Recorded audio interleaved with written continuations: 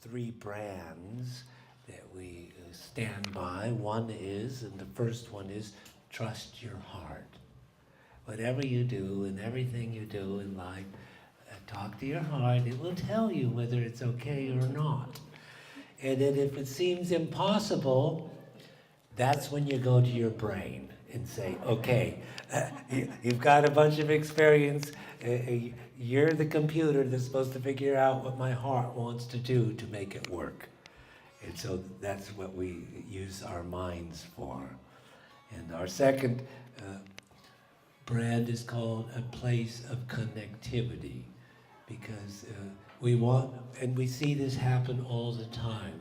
Lots of connections happen here in the gallery between the art and the people, between the people and the people. And what it is that brings people in and they find inspiring and lovely and peaceful in our gallery means that they have something else that relates to that they can share. And so that's why we call it a place of connectivity. And the other thing that we use as our brand is, and it came from people walking in the door and saying over and over again, I've never seen anything like this before. We go, oh, that's good, we like that. That means that we're opening your world into a new experience of symbols that you are radiating and communicating and connecting and resonating with, or else you would be running out the door. So this is officially called Words Falling from the Sky in the Present Moment, the Good News from Sedona. Is this going? Okay, we're good.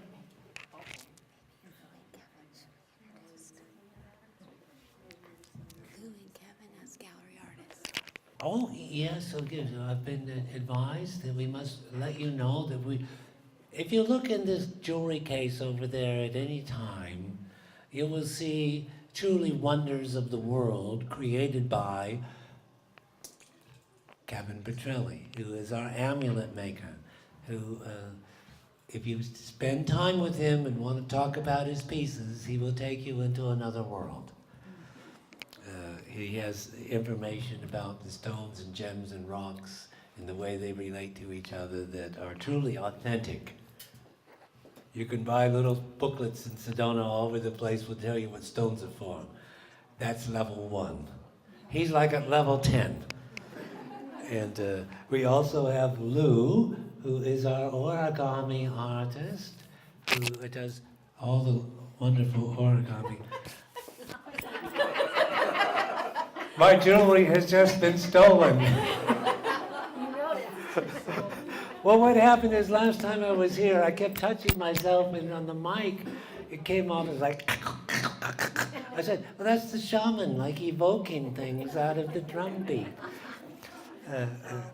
But tonight we'll go with silence, that'll be good. So, as we always introduce our reading in the same way, called Words Falling from the Sky in the Present Moment, the Good News from Sedona, where all the adults are schooled and have doctorates in telepathy and psychic communication, where all the children are indigo. They're beamed in from South Alpha Centauri and other faraway galaxies, and where every yard has its own personal vortex of spiritual energy. And all the people who live here, if you talk to them, they would be happy to share their vortex with you. At this month is the theme of our galleries. We have two, and the theme of this gallery is embracing the light of winter's heart, which we're closely approaching. And the other gallery, which relates to embracing the light of winter's heart, because it's called Embracing the Stars. And this is how we have known as ancient beings and people when winter's heart was available. So we also give a little tiny teaching here as we transition to poetry on art, science, and nature, and I like to express to people my philosophy on it, which is that nature is the mother of art. Because in nature, from the time beginning of who we were, when nature expressed itself so forcefully upon us, we made symbols to record these experiences, to pass them on to our future generations. Well, over millions and millions of years, all those symbols have turned into art and science. So art is really the mother of science, because without the symbols to pass on the information, which in the beginning were direct teachings of nature, and they still are. What is science studies nature in order to find out more about who we are. And then ultimately, in the end, we look at these pictures of the inner worlds of cells and atoms, or the outer worlds of the distant galaxies that exist in our universe, and they blow them up, and it's art. It looks just like the art that we create, that has come from inside of us in our experience with nature. And so I call all those symbols, the symbols of science and the symbols of art, they're called symbols of the soul, that have accumulated over aeons and aeons and have turned us into who we are. And it's all also about self-reflection and looking inward and discovering who you are, not letting someone else tell you who you are. We do have art news this month. 450.3 million for the Salvator Mundi by Leonardo da Vinci. It was sold at auction. And in case you don't know what Salvator Mundi means, it means the savior of the world. And I took this as a great omen, that art is becoming so important that it may save the world through paintings of great intention. And then we also always have to include a little talk about the heart of Sedona. And I have my own perspective on this, and I call it the heart of Sedona is the art of Sedona. And before, when it was agricultural and ranching, the very first people, they put their art in Sedona, and those were the native people. And then whatever happened to them, they disappeared or not disappeared. Everybody always likes to say they're gone. They're really not gone. There's the people who are still here.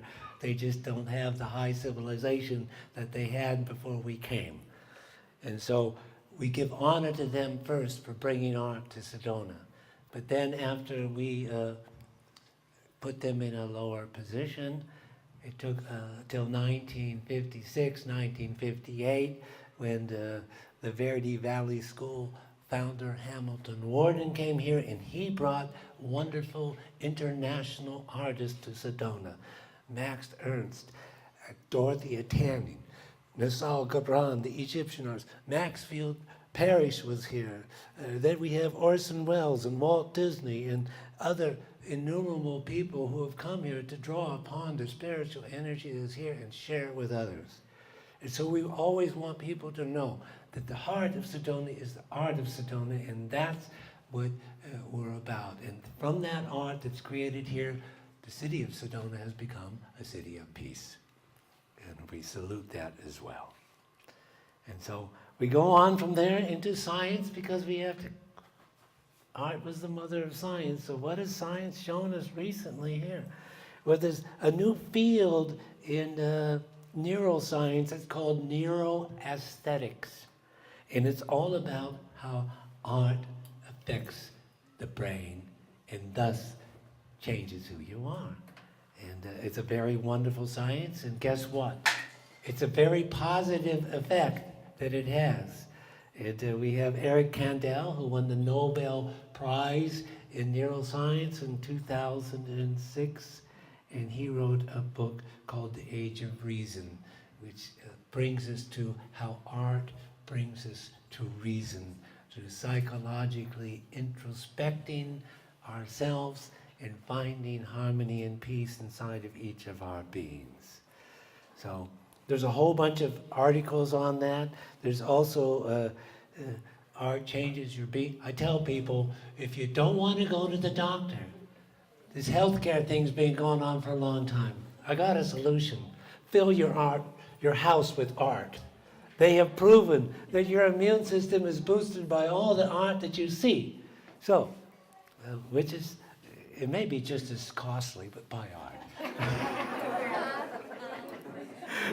Anyway, it's really fun to know that the University of California, Berkeley did the science of the art in bringing up the immune system. They took blood from people before they experienced art, and then they took blood after they experienced art, and there was a measurable difference in the way their immune systems were, the state that they were in.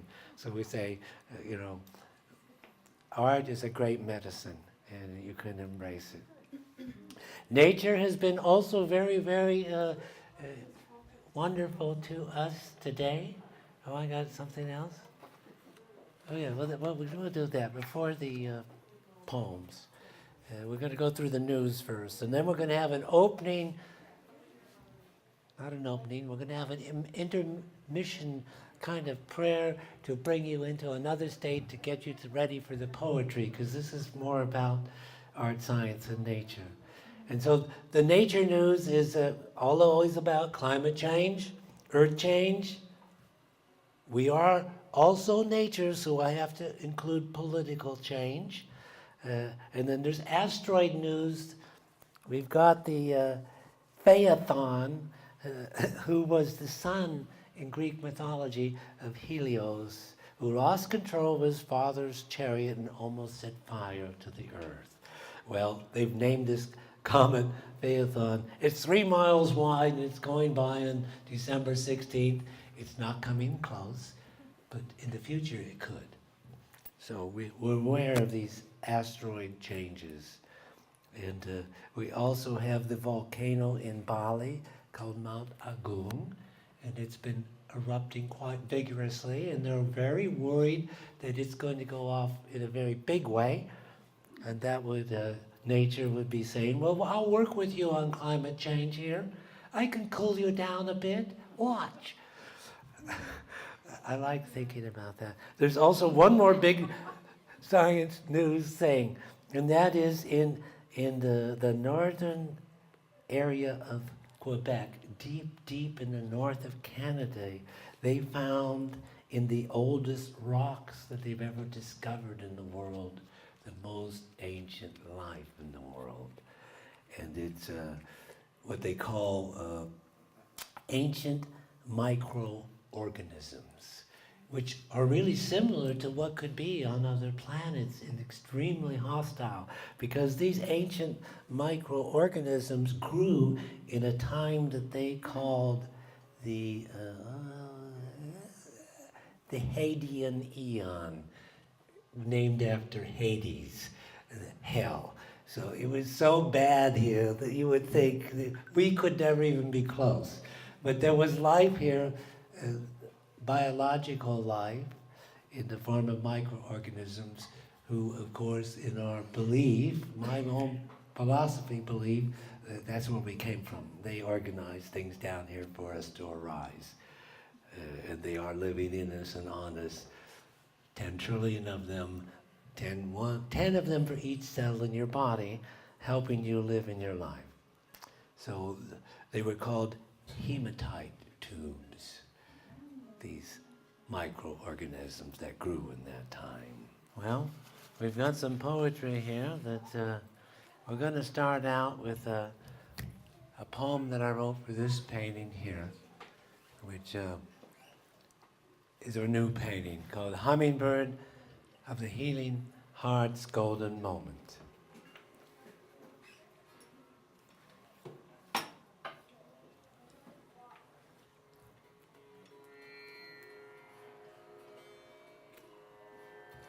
Flashing, flashing flashing. Airborne missile of joy and peace and beauty. A rainbow generator. All your colors, they're all moving fields of healing light. All your golden moments, right now, now, they're all dancing and dancing, and they're dancing with the sacred flowers of purity, and the sacred flowers of peace. The flowers of happiness, compassion, and love, and the flowers of equanimity. You're now sharing all your golden moments with all sentient beings. You know, the hummingbirds do that. They don't differentiate who they're going to share with. They just share with everybody. And I think it's a good, that's what equanimity is about, is that we share with everyone. Now, the next poem here is a juxtaposition. It's called We Lost Our Compass. We've lost our compass in the vastness of space and time. We're grasping for balance because we lost our gyroscope too. We're losing air. We're losing water, and we're losing fire. We're losing earth. We're losing space and time. We're losing country. We're losing authenticity. We're losing truth and trust, and we're losing empathy. In this present moment, let's hold hands. Let's hold on to each other. Let's hold together. It is the heart medicine. It's the only way to come through this perfect wave of darkness and deceit. You've got to start meditating, finding your own compassion for the compass of your own heart and soul. And when you find it, you can joyfully communicate to your community. Change, it comes from within. The oneness is waiting for you. Join the circle of eternal love and set yourself free.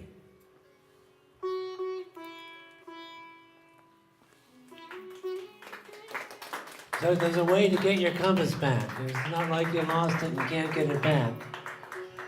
You just got to go inside to find it. If you're looking on the outside, you could have trouble these days. So, in relationship to the title of the show, we call Looking into Deep Space, Embracing the Stars. Looking deeply into the night sky, right there. Those billions and trillions of stars.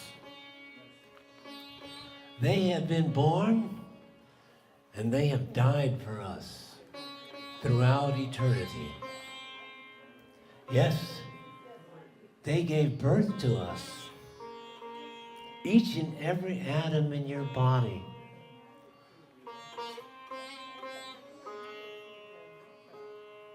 All of creation was created by these stars. They are sentient beings. They're just not stars up there in the sky, little points of light. They're alive, living things that have consciousness and awareness that they wish to share and give freely, equanimously to all as they radiate out their life force to us. It is by their light that we have sight and perception of all matter that we see. The plants, the animals, the trees, the fish, the insects, and all the microbiota, they are all born of stars. And those stars are us, and we are them. Look into the heavens. Gather their sacred light. Gather the sacred light of the stars and the galaxies. Gather the sacred light of the nebulas, the supernovas, the quasars, the pulsars, and the neutron stars. Gather it with your eyes. Embrace it with your body. Embrace it with your heart and mind. Right there, there is connectivity. Right there, feel that celestial connection. We all have it. Embrace it with your soul. It is your birthright. It is your cosmic cookie plug-in. Your awakened, compassionate wisdom, awareness, it's right there in that deep space, connecting with all those stars. It's there. That greater and greater understanding unfolds in your connectivity with the light of the stars. Know your oneness with the stars. Be the starlight that you are. It is your gift to share from nature's heart. It's one of my favorite poems coming up here. I have a couple new ones. They're right behind here. This one's called O Karma, O Karma. And we're all experiencing it, so this maybe helps everybody get with it. O Karma, you are my friend. O Karma, truly you are my friend. O Karma, I see you coming my way. O Karma, I do see you coming my way. O Karma, I've got no choice. I'm gonna have to play. You bring me joy. You bring me sorrow. You bring me compassion. You also bring me jealousy. You bring me love. And oh yeah, you also bring me hate. You bring me compassion. You bring me anger. You also bring me patience. And then you bring me greed. You also bring me generosity, and you bring me equanimity. O Karma, your path and mine, they are one. We have laid the way. O Karma, I know the game you play. You show the way. Surrender to love. Surrender to compassion. Surrender to happiness and joy. Surrender to opening your heart with compassion, bringing in the vast, eternal love of creation. This is the universal way. O Karma, I know the answer. Changing my view. O Karma. Believe me, I'm changing my ways. And I'm changing my ways.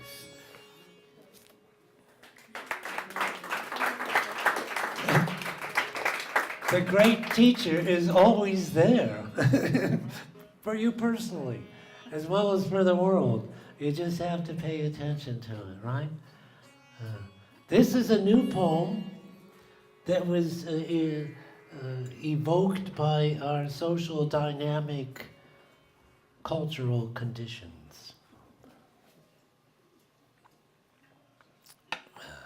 It's called All the Masks, All the Masks, All the Masks. They are all falling off. They are all falling off. They are all falling off. Everybody's getting a good view. Yeah, everybody's getting a good view. Ain't no hiding your face anymore.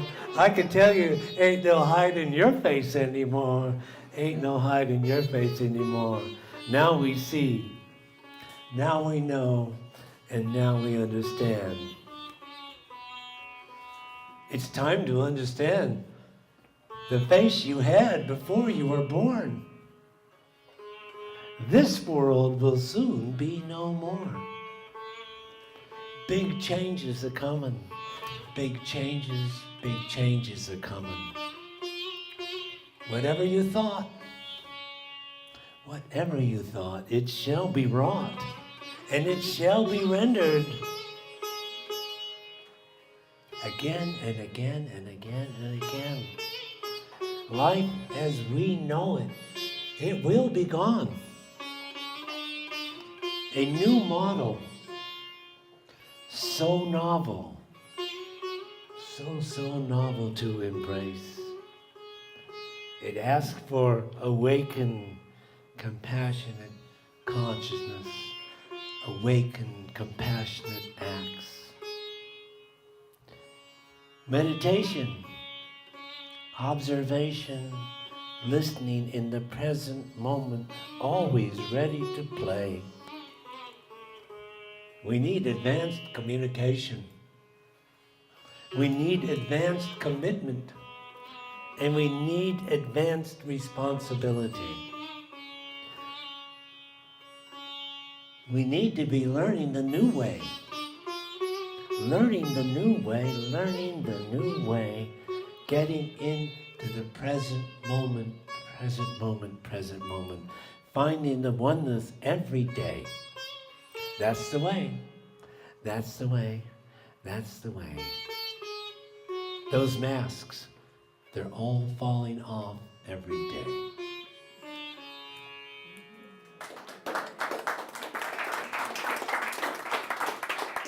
Okay, I was going to try to save this one for the last, so if there's a Kleenex in the room, I may need it. This is from my mother, who just passed away. I'm already going to start to cry. Jesus, I don't know if I can say it. Anyway, she was a dear lady, and she lived to be 98, and she had a full life, and she was ready to go. So, here we go. Thank you. If I have to stop, I'll let somebody else finish. When my father died, he lived to be a very old age too, and I said, bye, Dad. And I didn't have a lot of huge, hot energy. But God, my mom died. It was like, I can't keep it together when I start thinking about it. So let's see if I can do it. Her name was Elaine. She cared for her mother. She cared for her father, her sisters, her brother, her husband, her sons, her grandsons, and her one granddaughter. Her family, her friends, her pets, her community, her party. She ran for state senator, her country, and her garden. The plants, the birds, the beach, the mountains, the ocean, and most of all, she cared for the work. She gave strength, she gave courage, she challenged us to go beyond and persevere. She also gave compassion and understanding. She had a very, very sharp tongue and a huge temper. But her heart was big and it was soft, and she cared and filled our universe with love. She will live in our hearts always, eternally. May her journey always be filled with love and peace.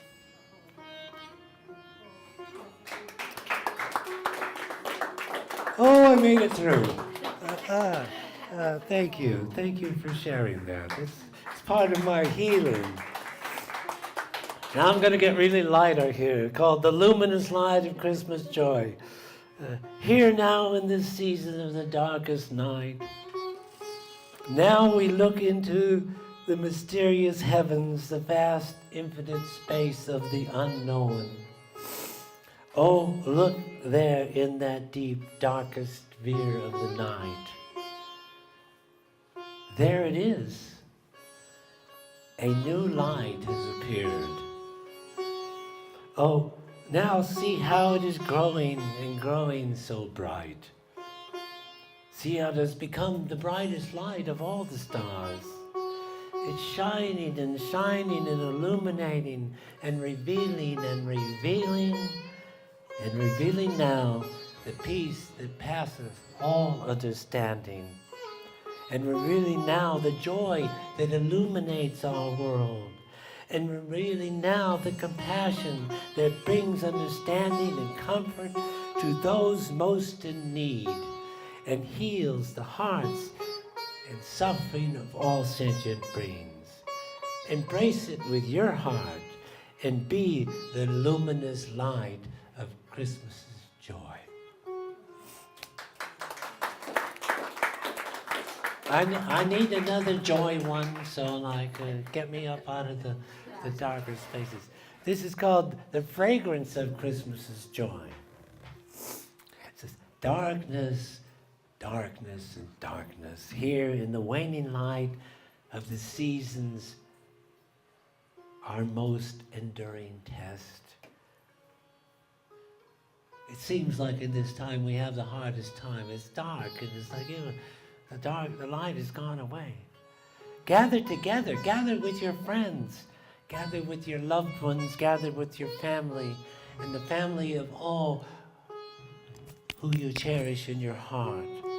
Celebrate now together in this most ancient, perennial ritual of love's feast.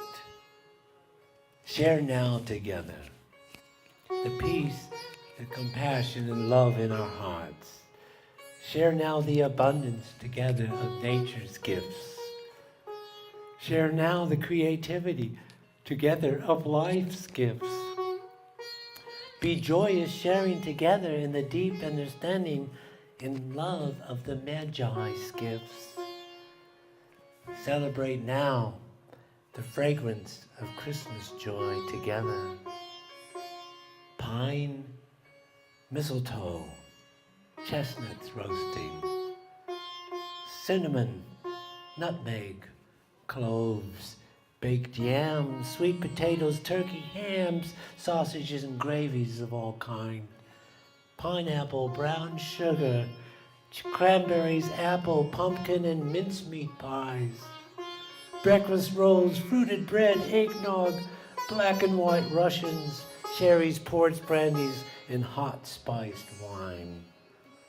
And finally, the essence, frankincense, myrrh, rose, and gold. Breathe in this elixir of this joyous present moment time, and it will carry us now into spring, renewal, and rebirth. And to me, that's what Christmas is about. It's about that. Well, I've got this one here. I like this one. It's a new one here, also created by our current conditions. It's called Be Fearless. Be fearless. One day at a time. One life at a time. One heartbeat at a time. One breath at a time. One feeling at a time. One thought at a time. Each is a precious golden moment, one at a time. Moving the mystic symbols, one at a time, through space and time. Learning a new language of higher connectivity. Sharing the creative each day as a blessing. Be here now. Each eternally present in the flow of time, finding the center of the spiral dance. There resides the stillness and the peace. Become the model of the singularity as we move into the realms of novelty. Be fearless and lead with joy and happiness and compassion.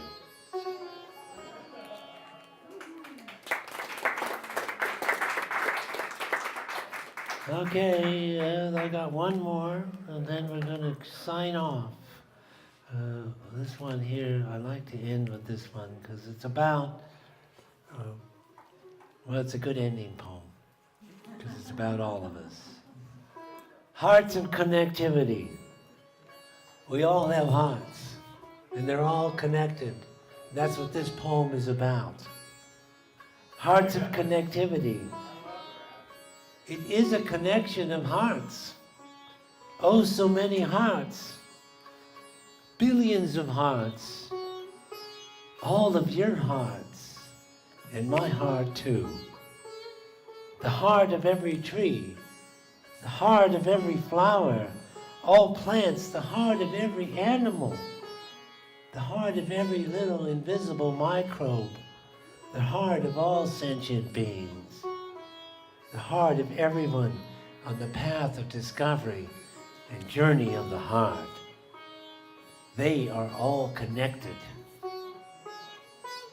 The deeper we look into deep space, we see the greater connectivity.